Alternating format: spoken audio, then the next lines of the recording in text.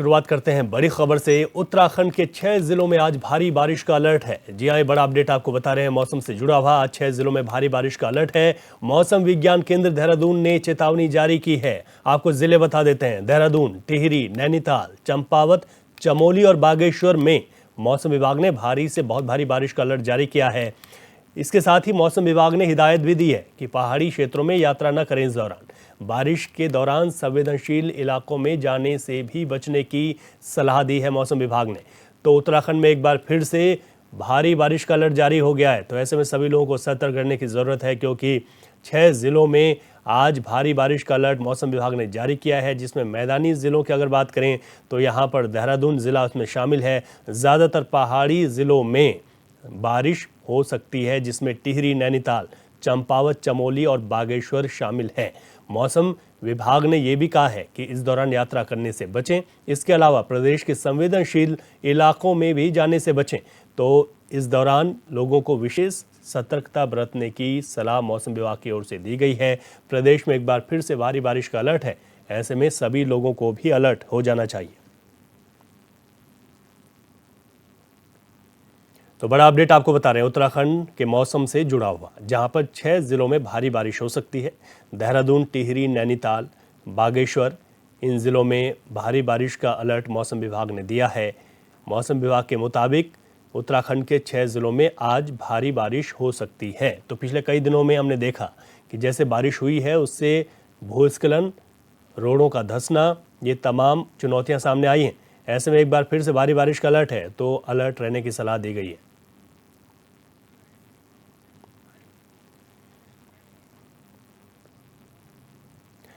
अधिक जानकारी लेते हैं, हमारे संवाददाता अरुण सने हमारे साथ लाइव जुड़ गए हैं। अरुण, मौसम को लेकर अलर्ट एक बार फिर जारी हो गया है, क्या तैयारियां हैं यहाँ पर, और साथ ही प्रदेश में इस वक्त मौसम कैसा बना हुआ है?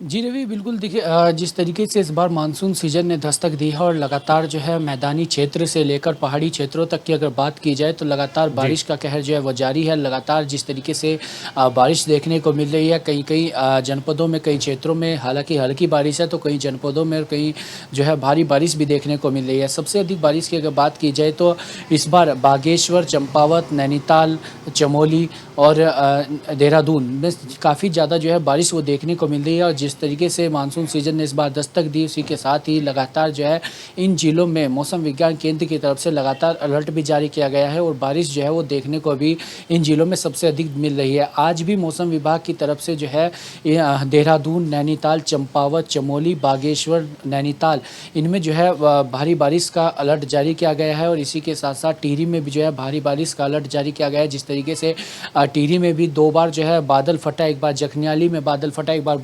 बूढ़ा केदार में जो है बादल फटने की घटना हुई। तो इस तरीके से लगातार जो है बारिश जो देखने को मिल रही है, मौसम विभाग की तरफ से लगातार अलर्ट भी जारी किया जा रहा है और आज भी इन जिलों में जो है अलर्ट जारी किया गया है। और इसी के साथ साथ मौसम विभाग की तरफ से जो भी प्रदेश के संवेदनशील क्षेत्र हैं, जो पहाड़ी इलाके हैं, वहाँ पर लोगों को सतर्कता बरतने की जो है वो हिदायत भी दी गई है। और लोगों से ये भी जो है कहा गया है कि अगर वो यात्रा कर रहे हैं या पहाड़ी क्षेत्रों में जा रहे हैं तो वहाँ जाने से बचें, क्योंकि इस वक्त कोई भी यात्रा जोखिम से भरी नहीं होगी। क्योंकि जिस तरीके से लगातार भूस्खलन देखने को मिल रहा है, लगातार पहाड़ी से मलबा आ रहा है, बोल्डर गिरने से मार्ग बाधित हो रहे हैं और भारी जो है मलबा आ रहा है सड़कों पर, जिससे मार्ग बाधित हो रहा है। तो उससे कहीं ना कहीं जो है काफ़ी दिक्कतों का सामना भी जो है करना पड़ रहा है। दूसरी तरफ अगर बात करें तो आपदा प्रबंधन विभाग और इससे जुड़े हुए अन्य विभागों की क्या तैयारियां हैं अलर्ट के बाद?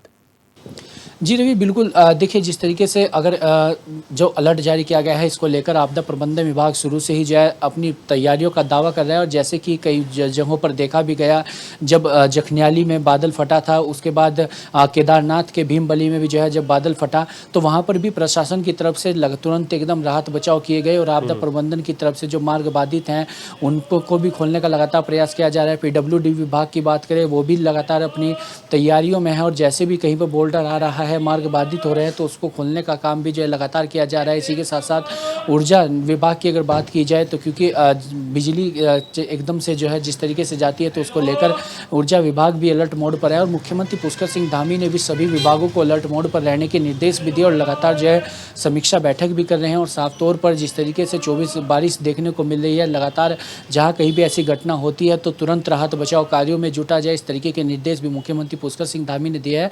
और आपदा प्रबंधन विभाग इसको लेकर पूरी मुस्तैदी से जो है अलर्ट भी है और जैसे भी कहीं पर कुछ घटना ऐसी हो रही है तो तुरंत जो है राहत बचाव कार्य भी जो है वो जारी किए जा रहे हैं। जी अरुण, क्या ये अलर्ट सिर्फ एक दिन के लिए है? आने वाले दिनों की अगर बात करें, मौसम विभाग की ओर से क्या कुछ कहा जा रहा है? क्या प्रदेश में आसमानी आफत का दौर जारी रहेगा या फिर हम कह सकें कि आने वाले दिनों में मौसम कुछ राहत दे सकता है? जी रवि, देखिए जो आज ये 6 जिलों में जो अलर्ट जारी किया गया है, येलो अलर्ट, वो आज के लिए जारी किया गया है। और मौसम विभाग की तरफ से जब ऐसी कोई पूर्वानुमान लगाया जाता है, जब कोई देखने को मिलता है कि कहीं कहीं जिलों में भारी बारिश हो सकती है तो तब मौसम विभाग की तरफ से अलर्ट जारी किया जाता है। हालांकि मौसम विभाग के वैज्ञानिकों के द्वारा ये भी कहा गया है कि आने वाले समय में जो है पहाड़ी जनपदों में और जो पर्वतीय इलाके हैं उनमें काफ़ी ज़्यादा भारी से भारी बारिश भी जो है वो देखने को मिल सकती है। और ऐसे में तो आने वाले समय में भी जो है हिदायत दी गई कि ऐसे में सतर्कता बरते और दिन के साथ साथ रात में जो है अधिक सतर्कता बरतने की हिदायत भी जो है मौसम वैज्ञानिकों के द्वारा तमाम लोगों को दी गई है। तो इस तरीके से जो मौसम का पूर्वानुमान है इस वर्ष, जिस तरीके से पहले ही अनुमान लगाया जा रहा था कि भारी बारिश जो है प्रदेश में देखने को मिल सकती है, तो कहीं ना कहीं देखने को मिल रही है। और मौसम विभाग की तरफ से लगातार पूर्वानुमान भी जो है वो जारी किया जाए। जब कहीं जिलों में अलर्ट या रेड अलर्ट या येलो अलर्ट या ऑरेंज अलर्ट जो है वो दिखाई देता है तो तब मौसम विभाग की तरफ से अलर्ट जारी किया जाता है। ठीक है अरुण, बहुत शुक्रिया, विस्तार से आपने बताया मौसम का हाल। बढ़ते हैं आगे। केदार घाटी में आसमानी आफत का दौर अभी भी जारी है। बीते दिन भीमबली हेलीपैड के सामने नदी के पार पहाड़ी से भूस्खलन हुआ था, जिससे मंदाकिनी नदी में पानी का बहाव रुक गया और नदी में तालाब जैसी स्थिति बन गई। गनीमत ये रही कि हादसे में कोई भी जनहानि नहीं हुई। वहीं प्रशासन की ओर से गौरीकुंड से रुद्रप्रयाग तक अलर्ट जारी किया गया है। प्रशासन ने नदी किनारे रह रहे लोगों से नदी की ओर न जाने और सतर्क रहने की अपील की है।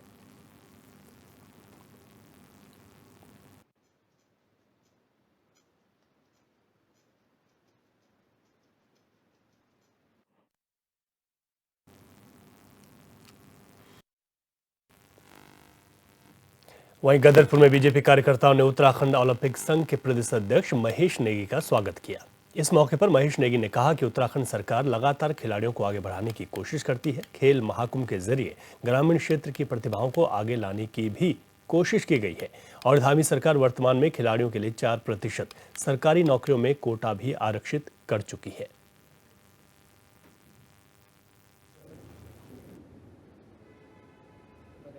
वहीं से पिकअप करने का काम करती है। आज जो है इन्हीं खेलों से, जिन खेलों का आप वर्णन कर रहे हैं, इन्हीं खेलों के माध्यम से बहुत से लोग जो है इंटरनेशनल लेवल में निकलने का काम कर रहे हैं। बहुत खुशी की बात है। नेगी जी, ओलंपिक में बच्चे खेले और देश का प्रतिनिधित्व करें, उसके लिए सरकार क्या तैयारी कर रही है? इसके लिए हमारे देश में तो पहले से ही बहुत लगातार प्रयास हो रहे हैं और यही एक मुख्य कारण है कि इधर 15-20 सालों से जो है पूरे देश को जो है ओलंपिक के अंदर में मेडल मिलने शुरू हुए हैं और लगातार इस बार भी हमें 5-6 मेडल मिले हैं और अगली बार हमें 7 मेडल मिले थे। तो ये निश्चित तौर में एक अच्छी शुरुआत देश की। लोहाघाट में मूल निवास संगठन और अखिल भारतीय पिछड़ा एवं अल्पसंख्यक समुदाय कर्मचारी महासंघ ने जागरूकता रैली का आयोजन किया। रैली के माध्यम से दोनों संगठनों ने लोगों को उनके हक और अधिकारों के प्रति जागरूक किया। कार्यक्रम बामसेफ जिला अध्यक्ष शेखर सिंह और मूल निवास संगठन जिला अध्यक्ष अमित कुमार के नेतृत्व में किया गया, जिसमें प्रदेश संगठन के पदाधिकारी भी शामिल हुए। वहीं कार्यक्रम को संबोधित करते हुए मूल निवास संगठन के प्रदेश अध्यक्ष ने कहा कि सरकार समाज के पिछड़े तबके के लोगों का शोषण कर रही है। उन्होंने कहा कि उनके हक को मारा जा रहा है और सरकार उनके हर अधिकारों को छीन रही है।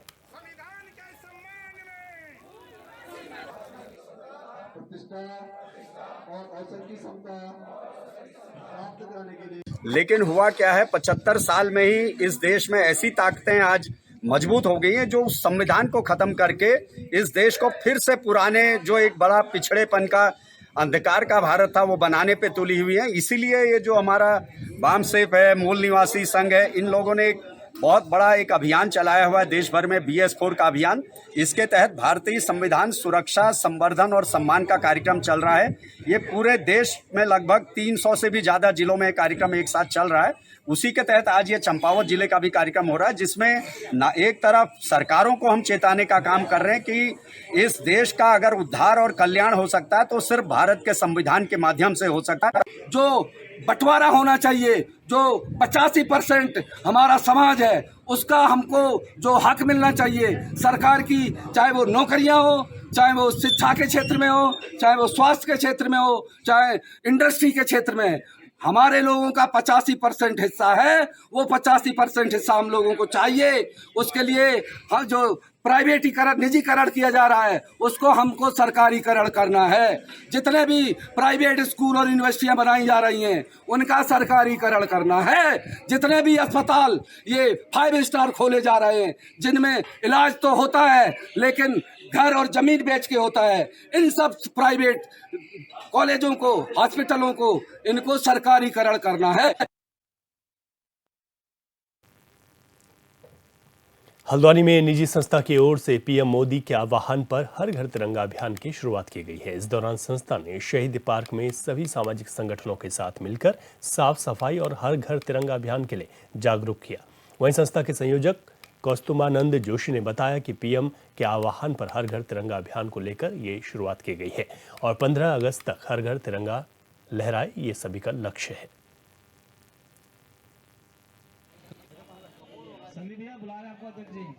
माननीय प्रधानमंत्री आदरणीय श्री नरेंद्र मोदी जी के द्वारा आह्वान किया गया है और अभी 78वां स्वतंत्रता दिवस का कार्यक्रम चल रहा है और जो कि आज हर घर तिरंगा का कार्यक्रम है और जो 15 अगस्त तक चलने वाला है।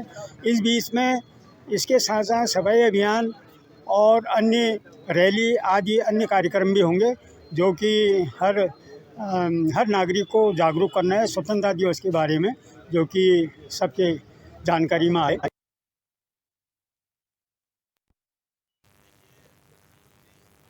धर्मनगरी हरिद्वार में आज सावन के चौथे सोमवार पर शिवालय में भक्तों का जनसैलाब उमड़ पड़ा। सुबह से ही शिव भक्त जलाभिषेक कर महादेव की आराधना में लीन हैं। हरिद्वार के सभी मंदिरों में भक्तों की लंबी लंबी कतार लगी है। तो वहीं सुरक्षा व्यवस्था को देखते हुए पुलिस प्रशासन ने चाक चौबंद इंतजाम किए हैं।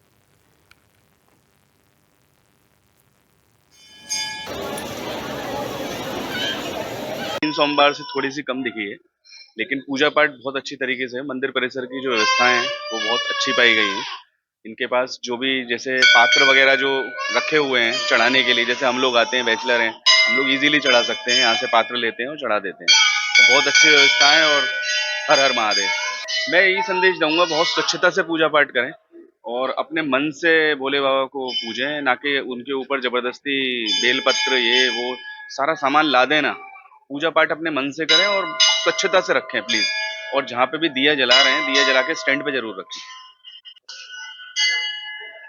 सोमवार को मंदिर समिति के द्वारा बाहर बेलपत्र, पुष्पपत्र और अर्घ के पत्ते प्रोवाइड कराए जाते हैं ताकि समाज पब्लिक को घर से लाने में, तोड़ने में दिक्कत ना आए, पेड़ों पर ना तोड़ें।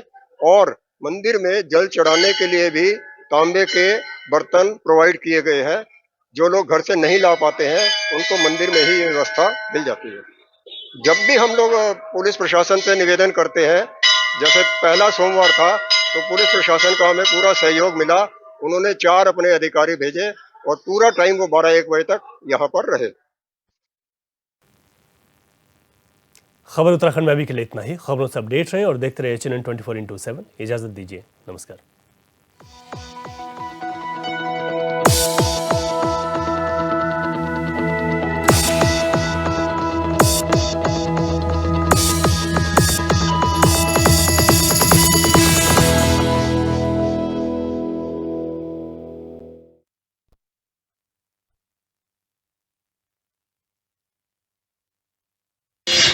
आपका पसंदीदा न्यूज चैनल HNN 24/7 अब टाटा प्ले के चैनल नंबर 1141 पर भी उपलब्ध।